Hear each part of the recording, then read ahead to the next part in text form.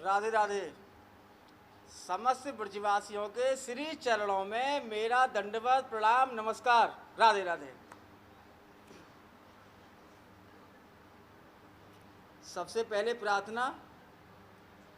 योगेन चित्तस्य पदेन वाचाम मलं शरीरस्य च वैद्यकेन योगपां करोत्तम प्रबलं मुनीनां पतंजलि प्रांजलि रानतोस्मि। 3 बार हथेलियों को कस के रगड़ेंगे और नेत्रों की सिकाई करेंगे। शुरुआत यहीं से करते हैं। हथेली की कटोरी बनाएंगे, कटोरी में आकर खोलेंगे बंद करेंगे, खोलेंगे बंद करेंगे। शुरुआत 3 बार हथेली कस के रगड़ते हुए।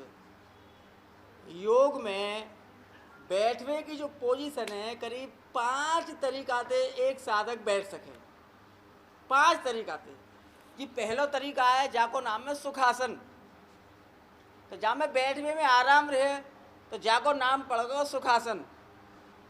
दूसरा तरीका है पद्मासन। ये पद्मासन। पद्मासन लगाने की सही विधि है, हमारे जो पंजे हैं पैर के जंघाते 4-4 अंगुल बाहर निकलने चाहिए। 4-4 अंगुल जंघा से। बहुत से लोग पद्मासन यूँ करके लगावे, ये गलत है। पद्मासन को सही तरीका है कि हमारी एड़ी हल्की से पेट पे टच करती वही रहे। तो एड़िया टच करोगे तो जंघा से पंजे अपने आप बाहर निकल जाएंगे। ये सही पोजीशन है। जो लोग पद्मासन ना लगा सकें, तीसरी आसन है इसमें अर्ध पद्मासन।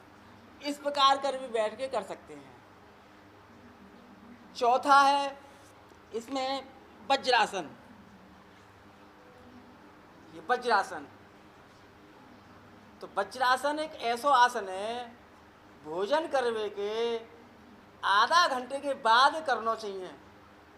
कुछ भ्रांतियाँ फैली हुई हैं कि भोजन करके तुरंत बैठ जाएं वज्रासन में, जो कि बिल्कुल निषेध है।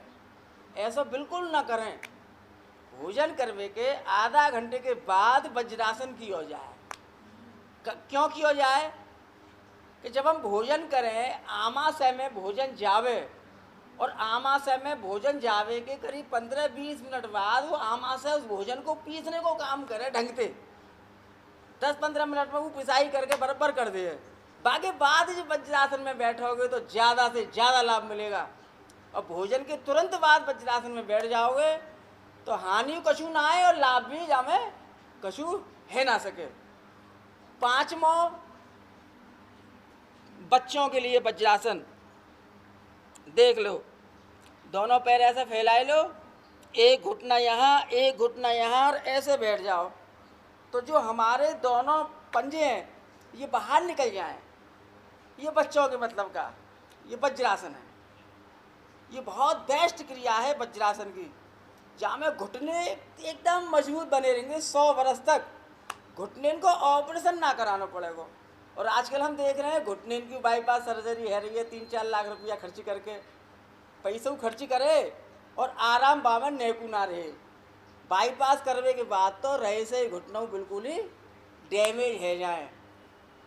6वां आसन जई में सिद्धासन। ये सिद्धासन बच्चों के लिए बहुत ही उत्तम आसन है। बायों पैर ये नीचे रहेगा, दाएं जंघा की जड़ में एड़ी लगी रहेगी, और जो दायों पैर है दाएं पैर की एड़ी बाएं एड़ी के ऊपर में ऐसा रख लेना है। ये 2 उंगली यहाँ फंसेंगी जंघा में और पैरन के बीच में, और ये अंगूठा यहाँ फंस जाएगा।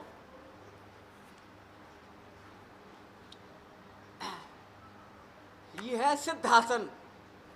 सबसे बेस्ट सिद्धासन माना गया है साधकों के लिए, क्योंकि इसमें बैठने से हमारी मन बुद्धि हमारी इंद्रियां हमारे कंट्रोल में हमारे अधीन है जाएं। जो मन चंचल है वो चंचल मन भी एकदम से शांत है जाए। पढ़ने वाले विद्यार्थी अगर सिद्धासन में वो पढ़ाई करेंगे तो उनकी ज्ञान ज़्यादा से ज़्यादा बढ़ेगा। और आजकल देख रहे हैं कुर्सी पे बैठ के पढ़ रहा है, कोई औंधे है के पढ़ रहा है, कोई टेढ़े है के पढ़ रहा है, कोई लेट के पढ़ रहा है। और कछु बाल करने हम रोके टोके कि ठीक है, तो हमारे कहवे थे बैठ गए, फिर बाकी बाद में औंधे तिरछे है जाएं। तो सिद्ध आसन में बैठ के बच्चों को अध्ययन करना चाहिए, और साधकों को सुमिरन भी ठाकुर जी का ध्यान सिद्ध आसन में बैठ के करेंगे तो जी बहुत ही बेस्ट लाभ देता है। सिद्ध आसन करवे से हर्निया की तो बीमारी ना हुई, हाइड्रोक्सल नाम की बीमारी है वो भी समाप्त है जाए, जिनके ना है वो जीवन में ना होगी। हर्निया और हाइड्रोक्सल ये दो बीमारी ना हो में सिद्ध आसन में बैठने से। मूत्रेंद्रिय संबंधी जो बीमारियां हैं सिद्ध आसन में बैठने से वो कभी भी जीवन में नहीं होती हैं, इसीलिए इसको सिद्ध आसन कहो गए है। तो पिछले कल हम साधकंत कह रहे कि आज के दिन हम आपको बतलाएंगे कि मल को कैसा तोड़ो जाए। पेट में जो कब्ज है, लेटरिन ना है रही, एक एक घंटा आधा घंटा लेटरिन में बैठे हुए हैं लेकिन शौच है ना है रही। शौच ना है को एक मुख्य कारण है रात के समय लेट भोजन करना। 9 बजे 10 बजे 11 बजे, बहुत से तो 12 बजे मैंने भोजन करते हुए सुनो है कि 12 बजे लोग भोजन करें। कह रहे क्या करें, हम दुकानदार आदमी हैं, लेट जामे, दुकान बंद करके काम धाम से लेट आमे, तो हम कहें भैया संध्या को 5 साढ़े 5 बजे 6 बजे भोजन है अपनी दुकान पे मंगाए लो, या तो दुकान पे कर लो या घर जाकर करिए आओ। अरे 20 मिनट भोजन को क्रम और बाद में पूरा जीवन खराब क्यों करो। तो शाम के समय भोजन जल्दी क्यों करना चाहिए और सवेरे के समय भी भोजन क्यों करना चाहिए। सुबह 9 से 11 2 घंटे के लिए हमारी जो आंतें हैं जो सौकर की तरह रहे में ये तीव्र गति से चलने लग जाए 2 घंटे के लिए। सुबह 9 से 11 उस समय किया हुआ भोजन सब हजम, टोटल भोजन हजम, और शाम को 5 से 7 2 घंटे के लिए फिर से ये आंतें सक्रिय होती हैं। उस समय किया हुआ भोजन एकदम हजम है जाए, पिस जाए, ढंग से पिसाई है जाए। अज्ञान के अभाव के कारण लोग बाग सवेरे का भोजन है तो दोपहर को 2 बजे कर रहे हैं, और शाम के वो भोजन है जल्दी करने वाले बाबू रात को कर रहे हैं। तो वो निशाचरी बुद्धि है जाए उनकी। अब निशाचर माने, निशा माने रात और चर माने चलने वाला, रात्रि को चलने वाले को निशाचर बोला गया है। उनकी फिर आसुरी बुद्धि है जाए। आसुरी प्रवृत्ति क्यों है जाएगी कि लेट भोजन करवे थे एसिड बनेगी, गैस बनेगी, कब्जियत बनेगी, बीपीआई होगा, स्पॉन्डिलाइसिस नाम की बीमारी है जाएगी, मन तनाव में आ जाएगा, तो बाकी बुद्धि एकदम आसुरी है जाए। तो जा वजह से इसको आसुरी आहार कहा गया है रात्रि को लेट भोजन करने से। इसीलिए इन सब तमाम झंझटों से बचना चाहो तो शाम के समय में जल्दी भोजन कर लो, सूर्य नारायण डूबने से पहले ही। कारण कि ये सुबह 2 घंटे, शाम को 2 घंटे, जो 4 घंटे के लिए हमारी आंतें सक्रिय होती हैं, उस समय ये भोजन मांगती हैं। उस समय किया हुआ भोजन हजम, और दोपहर को 1 बजे 2 बजे हमारी आंतें शिथिलावस्था में रहती हैं, एकदम शिथिल, विश्राम की स्थिति में रहे हुए हमारे शरीर की चक्की जो आंत है, जो चक्की है, जो पीसे को काम करे, बासन में पिसाई को काम ना करे जी, विश्राम में रहे। और शाम को 8 बजे के बाद फिर हमारी आंतें विश्राम की स्थिति में चली जाएं, शिथिल की स्थिति में चली जाए, और बासन में भोजन करेंगे। जब हमारी आंत विश्राम कर रही हैं, बासन में हम भोजन ठूसेंगे तो क्या हाल होगा, आंतन को हानि होगी, आंतें क्रोधित हो जाएंगी, और क्रोध होने के बाद में वो भोजन को हजम करेंगी नहीं, तो एसिड, कब्जियत, गैस नाम की बीमारियां पैदा, शुगर नाम की बीमारी, हार्ट की बीमारी, कोलेस्ट्रॉल का बढ़ना, यानी सब बीमारियों की जननी है हमारी आंतें। पर जननी को खुश रखो तो आप भी खुश, घर वाले खुश और सब खुश। जरूरत ना पड़ेगी डॉक्टर के पास ना के बराबर जाना पड़ेगा, एकदम ना के बराबर। केवल अपने मुख पे, जीभ पे कंट्रोल कर लो और समय पे भोजन कर लो। कछु करो चाहे मत करो, भोजन है समय पे कर लो। हमारी तरह करोगे तो और उत्तम। हम जब भोजन करें मोबाइल को औंधो मोह मार के जब भोजन करना शुरू करें, कि अगर भोजन के बीच में कोई को फोन आएगा तो उठाना पड़ेगा। बहुत से लोग हैं इनको ना उठावे, बहुत से तो ऐसे हैं उठाना ही पड़ेगा, इमरजेंसी में कोई खास आदमी है उठाना ही पड़ेगा, खास काम है उठाना ही पड़ेगा। और तो कर दो वह मोबाइल है, घंटी बज रही है बजन दो, पूरा ध्यान आनंद भोजन के रस में लो। राधे राधे। तो मुख्य जो हमारा बीमारी का कारण है वो है भोजन, अधिक से अधिक भोजन करना, टाइम को टाइम भोजन करना, जिसके कारण हमारे आंतन में मल चिपक जाए। हमारी जो आंतें हैं जब मल चिपक जाए, सिल्ट जम जाती है, मोटी मोटी सिल्ट आंतों के चारों तरफ। आप एक्सरा करावे जाओ तो डॉक्टर के को आंतन में इन्फेक्शन आ गो, तो इन्फेक्शन काय की वजह से आयो? अधिक आहार की वजह से, दूषित आहार की वजह से, अधिक तेल चिकनाई अधिक मसाले वाले खाने की वजह से। कम से कम मसाला खाओगे स्वास्थ्य के लिए लाभदायक है, ज़्यादा से ज़्यादा मसाला खाओगे स्वास्थ्य के लिए हानिकारक है। अब जो सिल्ट जम गई है वो सिल्ट क्या करती है, हमारे भोजन को पचने ना दे। जब पचेगो नहीं भोजन तो रस ना बनेगो, और जब रस नहीं बनेगो शरीर में दुर्बलता आ जाएगी, कमजोरी आ जाएगी। जैसे नदियों में जब नदियाँ गंदी हो जाती हैं और जहाँ डैम बने हुए हैं, जैसे गोकुल बैराज डैम बना हुआ है और यमुना जी को पानी पर डैम से आगे जावे तो डैम पे तो ठहराव है ना पानी को, मैं मोटी मोटी सिल्ट जम गई है 20-20, 25-25 फुट ऊंची, एकदम पत्थर जैसी सिल्ट। जब सिल्ट जम जाएगी तो जमीन का पानी, भूमि का पानी डिस्चार्ज नहीं ले पाती है, वो सोख नहीं पाती है उस जल को, जिससे भूमि जलहीन हो जाती है नीचे से। ऐसे ही हमारी आंतें हैं, जहाँ सिल्ट जम गई आंतन में, भोजन चिपक गयो, मल चिपक गयो, तो वहाँ में सड़न पैदा है लग जाए तो दूसरी तरफ वो हानि करने लग जाए। तो वह सिल्ट को कैसे हम तोड़ें, वह के लिए आज हम करांगे साधकों को अर्ध कपाल भाती क्रिया। ये अर्ध कपाल भाती क्रिया हमेशा वज्रासन में ही करी जाए, जाके लिए कोई दूसरा उपाय ना है, केवल और केवल और केवल वज्रासन। दूसरे कोई आसन में जा करोगे तो लाभ ही ना मिलेगा जाको। वज्रासन में बैठ कर लाभ के कारण कि हमारे जो पैर है, पैर की जो पिंडली है, पिंडली का संबंध सीधा हमारी आंतों से है, सीधा हमारी आंतों से।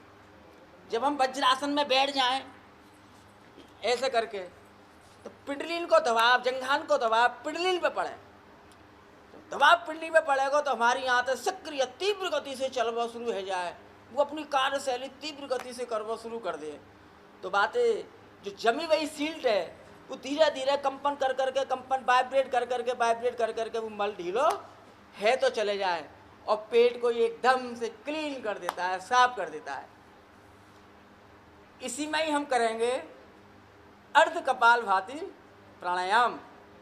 तो अर्ध कपाल भाती प्राणायाम में पेट में कंपन करो जाए। आजकल तो विदेशी लोगों ने नई नई मशीन बना दी है, मशीन लगाओ, बटन दबाओ और वो कंपन करने लग जाए। और हमारी प्राचीन पद्धति योगी राज श्री कृष्ण भगवान की जो भूमि है, ब्रजमंडल है, ये पूरे संसार में जो योग आसन प्राणायाम ध्यान दियो है, हमारे कन्हैया ने कोई दियो भयो है। तो कन्हैया ने तो पहले ही बता दी कि जाकू ऐसे करो, सीधे बैठ जाओ, दोनों हथेली घुटने पर, सीना बाहर निकला हुआ, पेट अंदर की ओर,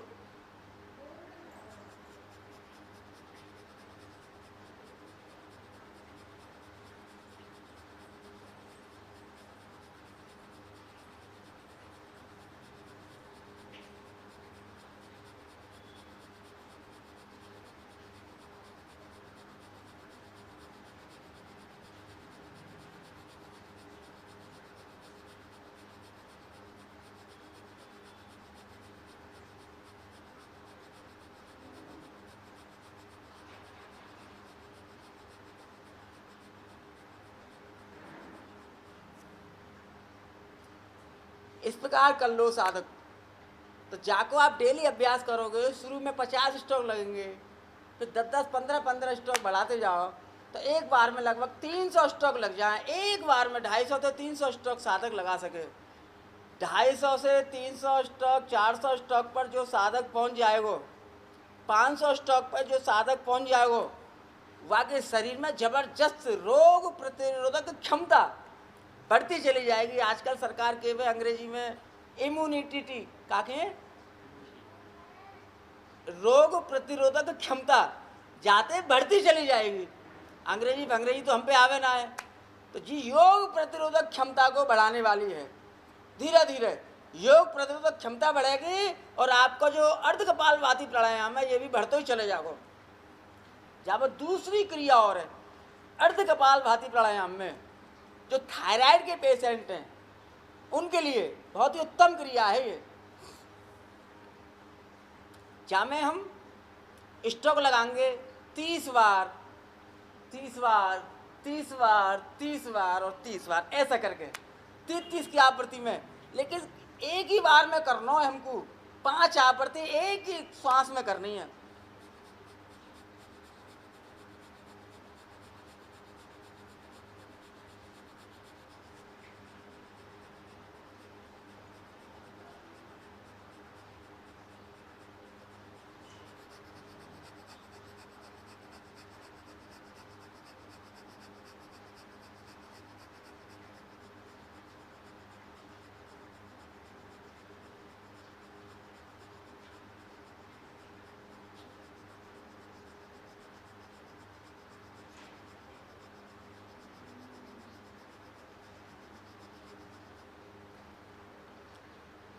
तो 5 की आवृत्ति तो 150 बार जी है।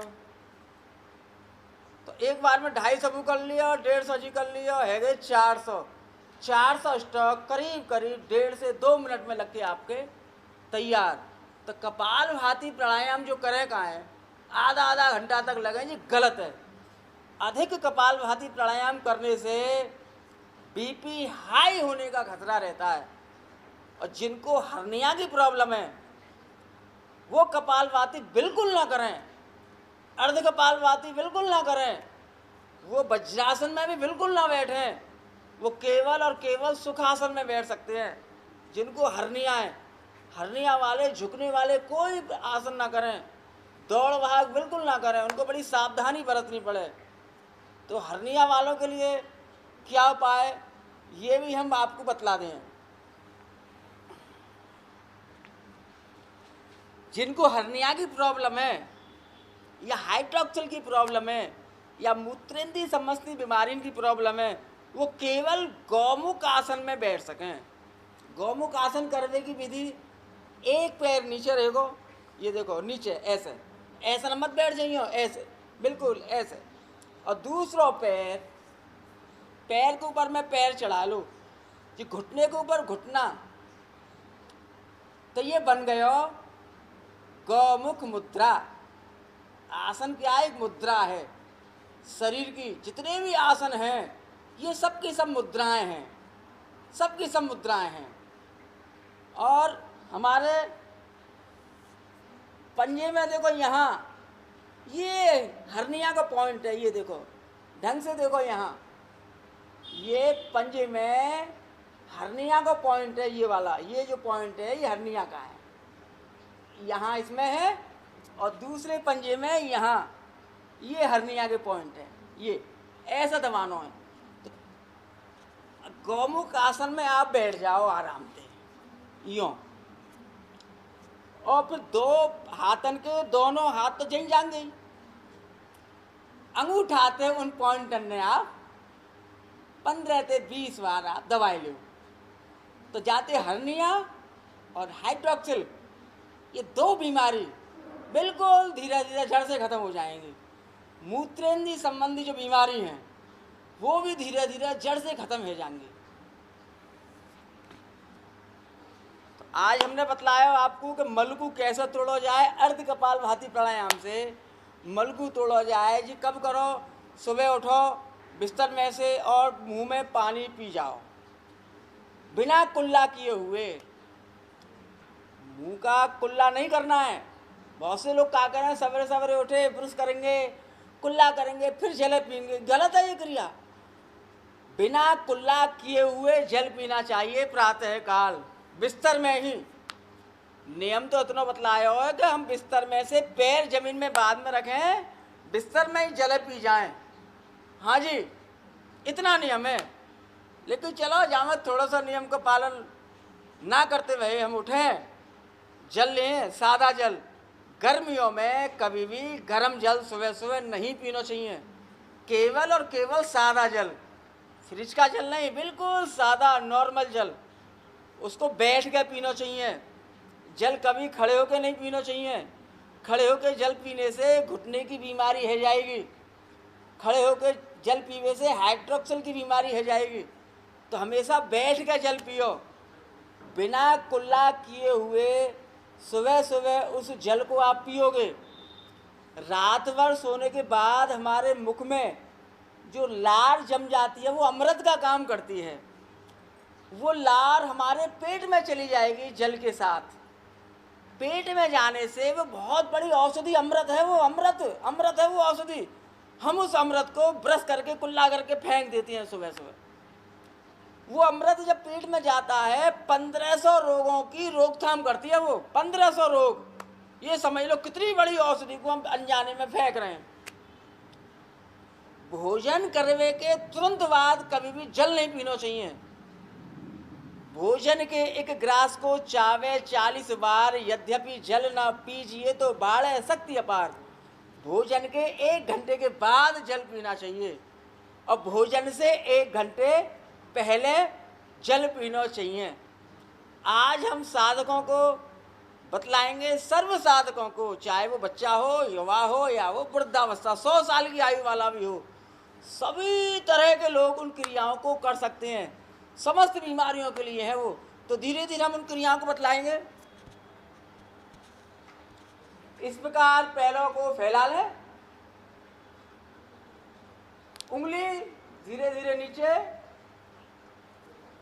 पीछे की ओर, नीचे की ओर, पीछे की ओर, नीचे की ओर, पीछे की ओर। ध्यान रखें, जल्दी जल्दी ना करें। बहुत से लोग देखें स्पीड चलेंगे, सुपर फास्ट कहाँ भाग रहे हैं। धीमी गति से, आप जितनी धीमी गति से क्रिया न करोगे उतना ही ज़्यादा लाभ मिलेगा। जब 5 बार करो, धीमी गति से करो, 50 बार करने की जरूरत ना है। एक अवस्था आने पर हमारे ये जोड़ उंगली इनकी सब बेकार है, यहाँ डैमेज है, यहाँ जी उंगली सब बेकार है जाए, दर्द मार में लग जाए गांठन में, तो वो सब जोड़ आपके फिट हो जाएंगे। दूसरी क्रिया आपकी ये, जो यहाँ जोड़न के दर्द हैं जाते बिल्कुल ठीक है जाएंगे। जोड़न के दर्द, जिनके पिंडली में दर्द मारे वो पिंडली को दर्द भी चले जाएगा, मांसपेशी एकदम स्वस्थ हो जाएंगी, पैरों की समस्त बीमारियां खत्म हो जाएंगी इन क्रियाओं से। फिर जाको हम चक्राकार घुमा लें 10-10 बार, 10-10 बार, 10-10 बार। इन समस्त क्रियाओं को आप डेली रूटीन में लाओ, 10-10 बार, 10-10 बार, पूरा घुमाओ पूरा। अब दोनों पैरों ने फैलाते हुए एक पैर से घुमाओ और दूसरी दिशा में 10-10 बार, 10-10 बार प्रतिदिन। इन क्रियाओं को आप डेली रूटीन में करो तो आपके उंगली से लेकर के यहाँ तक के जितने भी रोग हैं ये सब जड़ से खत्म हो जाएंगे। अब जिनके घुटने खराब हैं, घुटनों के लिए हम जंघा की मांसपेशियों को ऐसे खींचेंगे। ये देखो, जंघा की मांसपेशियां खिंच रही हैं और हमारे घुटने ये देखिए कैसे चल रहे हैं। घुटने की पाली, घुटने की जो प्याली है ये किस प्रकार से चल रही है, ये देखिए।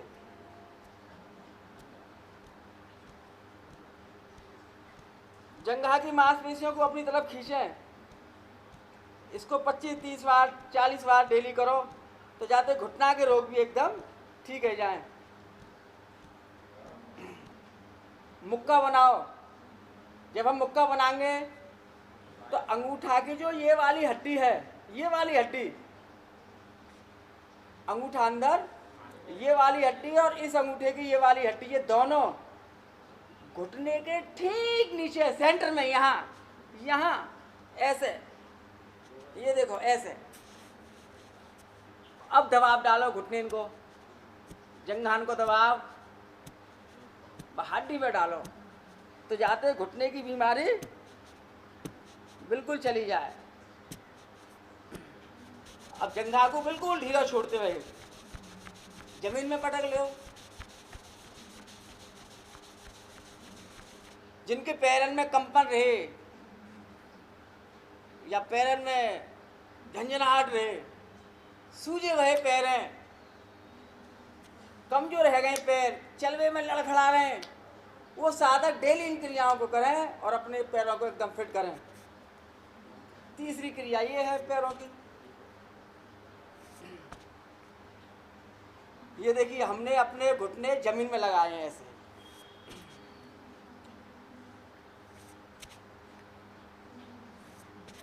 ये एड़ी पेट पर और घुटना जमीन पर।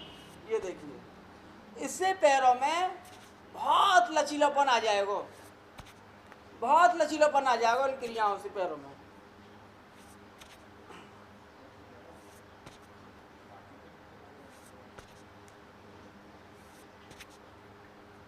दस 10 बार इनको भी डेली रूटीन में लेके आओ। लेकिन ध्यान रहे, जिनको हर्निया की प्रॉब्लम है वो घुटने को जमीन में न लगाएं। हर्निया वाले यहाँ उठाएं और इस प्रकार से सहारा दे करके यहीं से वापस सहारा जलून देंगे दूसरे हाथ से। ये देखो, दूसरे हाथ से सहारा देके यहीं से यहीं हम वापस कर देंगे। हर्निया वाले विशेष ध्यान देंगे, हर्निया वाले ऐसे नहीं करें। कारण कि जिनको हर्निया की बीमारी है, हमारी जो आंत है, ये हमारी हर्निया आंतन के नीचे यहाँ भगवान ने एक वो बनाई है, कवर बनाया हो, कवर शरीर में आंतन को रोकने के लिए कवर है आंतन के नीचे। हर्निया को पट्टी बनी हुई है, पर पट्टी में हल्का तो छिंद आ जाए सुई के बराबर, तो आंत व छिंद में टकरा कर वो आंत पर हल्की बाहर निकलना शुरू हो जाए, बहुत ही पेन हो, दर्द होए, साधकन को बहुत दर्द होए। कोई भी क्रिया ऐसी मत करो जो हमारे हर्निया पे लोड पड़े। हर्निया पे अगर लोड पड़ने लग गो तो और हर्निया की बीमारी बढ़ती चली जाएगी। आज हम साधकों को एक और बतलाएंगे कि शरीर को शक्तिमान कैसे बनाएं। 80 साल की उम्र में तो कछु हुए वो ना है, तो वो साधक बैठे बैठे हमारी जो हाथन की पोटुआ है, ब्रजभाषा में ने कहें पोटुआ, उंगलियों का जो अग्रभाग है, चाहे वो तर्जनी उंगली हो, मध्यमा हो, अनामिका हो और कनिष्ठिका, दूसरे हाथ के अंगूठे से कनिष्ठिका उंगली के अग्रभाग को अंगूठे के अग्रभाग से ऐसे दबाएं 10 बार, 10 बार, 10 बार दबाएं। और फिर 10 बार दूसरी उंगली को दबाएं, तर्जनी को, ये 10 बार। फिर तीसरी उंगली को भी 10 बार दबाएं। ये क्रिया शरीर को जबरदस्त रोग प्रतिरोधक क्षमता बढ़ाती है, शरीर को ऊर्जावान बनाती है, ये क्रिया शक्तिमान बना देती है। अब जिनको खावे पिए कछु ना है, दूध घी मेवा वगैरह फल वगैरह कछु ना मिल रहा और साग सब्जी कछु ना मिल रही, वो अपने बैठे बैठे इन पोटों ने दबा लें, शरीर को रोग प्रतिरोधक क्षमता बढ़ाएं। ये देखो दूसरे हाथ से इनको दबाओ।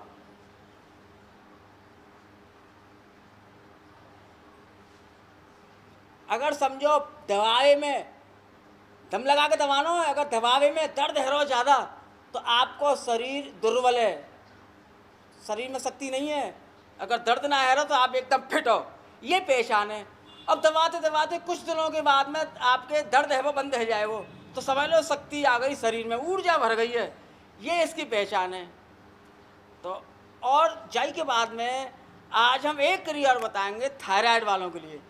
माताओं को, बहनों को थायराइड की बीमारी ज़्यादा है रही है, तो हमारे अंगूठे की जो जड़ है, यहाँ पर इस अंगूठे की जड़ को ऐसे पकड़ लो, अंगूठे की जड़ को ऐसे पकड़ लो, अंगूठे की जड़ को देखो ऐसा पकड़ लो, पकड़ के 1 2 3 4 और 5, थायराइड ठीक। दूसरे हाथ की भी 5 बार कस कर लो, आपकी थायराइड नॉर्मल। यहाँ थायराइड की ग्रंथि बनी हुई है, भगवान ने थायराइड की ग्रंथि कहाँ बनाई है? गले में।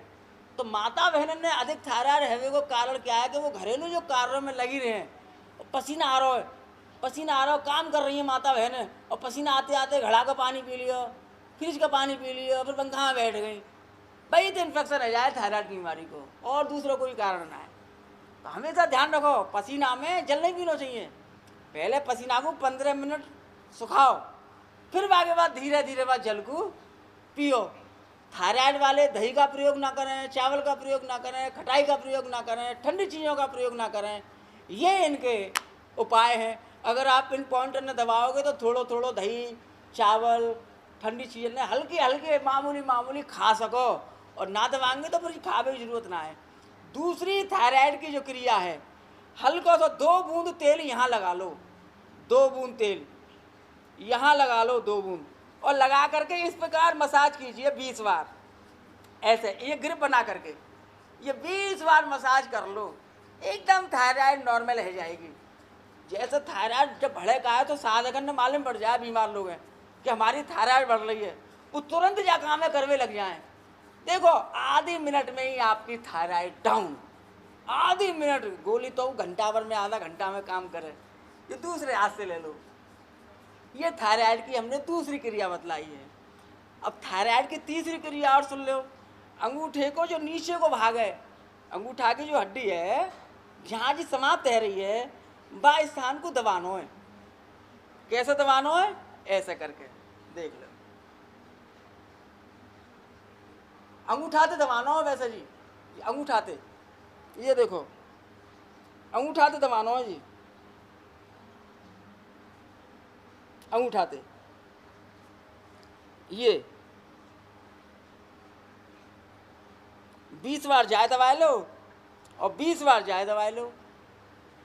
थायराइड आपके बिल्कुल फिट। बहुत से लोग महीना के महीना थायराइड की चेक करावें, तो आपको महीना के महीना चेक कराने की जरूरत ना है। जो पॉइंट है ना दबाने वालों, जब पॉइंट है दबा के देख लो, हल्के दबा के न्यौ चल जाएगा। थायराइड अगर बढ़ रही होगी और थायराइड नॉर्मल होगी तो लगेगी ना है, ये पहचान है जाती। ये पॉइंट दबा के देख लो तो थायराइड है, दर्द है रो है, बढ़ जाएगी, दर्द है जाएगा, बढ़ रही है तो।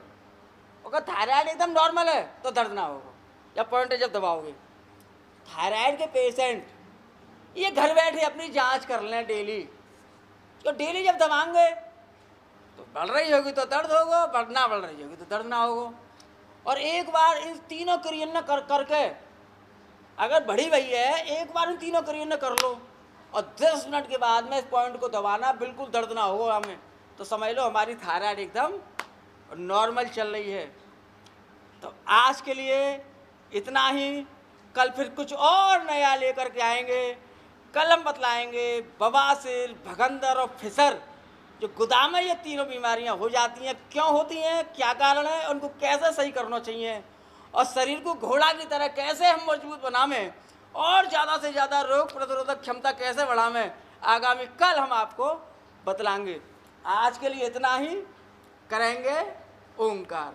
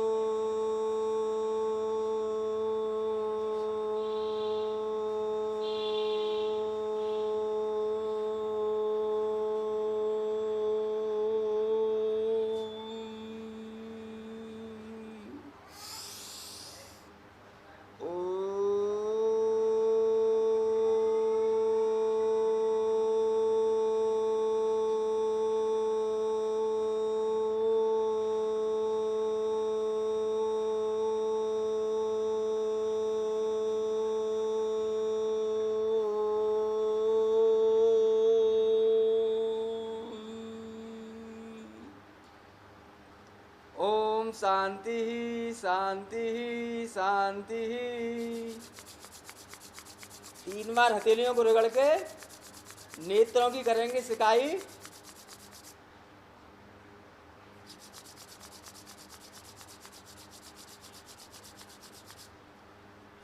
हाथों की कटोरी बना लें, कटोरी के अंदर में आंखों को खोलें बंद करें, खोलें बंद करें।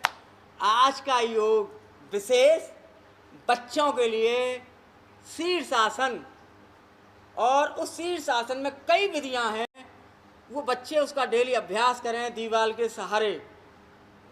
के सहारे उसको डेली अभ्यास करो। महीना, 1.5 महीना, 2 महीना में जब अभ्यास अच्छे हो जाए फिर बिना सहारे के करो। तो आज के लिए बच्चों के लिए, विशेष बच्चों के लिए शीर्षासन।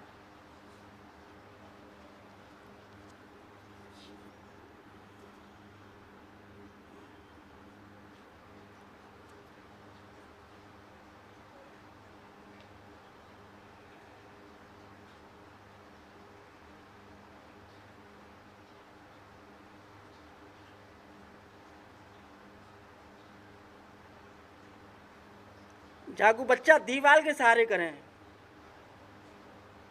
दोनों पैरों को फैलाते हुए।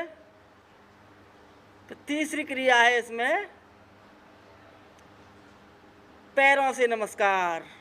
अपने ही आपको नमस्ते करना है, कोई और ना करना।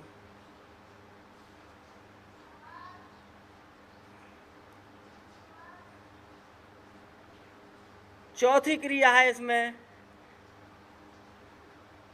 एक पाद आसन। 5वीं क्रिया है इसी में पद्मासन।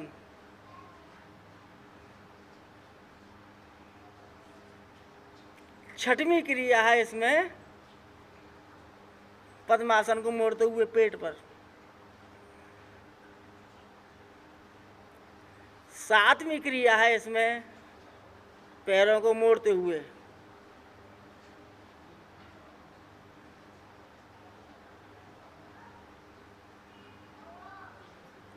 और 8वीं क्रिया है दूसरे पैर को मोड़ते हुए।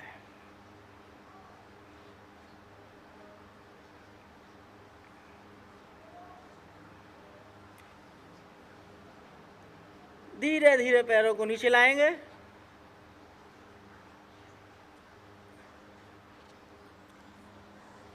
शीर्षासन के तुरंत बाद खड़े हो जाएं और 15 डिग्री आसमान की तरफ देखें मुस्कुराते हुए। उसके तुरंत बाद बच्चे लेट जाएं। शीर्षासन के तुरंत बाद खड़े हो में और लेटें। जितनी देर शीर्षासन करो उतनी ही देर का शवासन विश्राम। शवासन विश्राम करते समय शरीर को बिल्कुल ढीला छोड़ दो, एकदम शरीर ढीला छोड़ दो। नेत्र बंद, आती जाती श्वासों पर पूरा ध्यान लगाएंगे।